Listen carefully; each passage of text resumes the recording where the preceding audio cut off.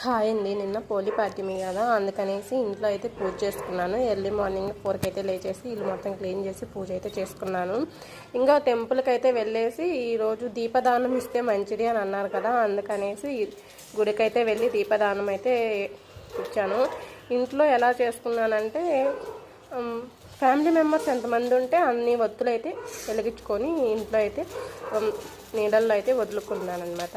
First ఒకసారి వచ్చేసి ఈ మంత్ మొత్తం నేను సరిగ్గా అయితే పెట్టలేదు, అందుకనేసి 30 days కలిపి అయితే ఒత్తులు చేసి అయితే పెట్టాను. ఇంకా మన ఫ్యామిలీలో ఎంతమంది ఉంటామో అన్ని ఒత్తులు అయితే చేసి వెలిగించి వదలాలన్నమాట. నేనైతే అలా అయితే చేసుకున్నాను.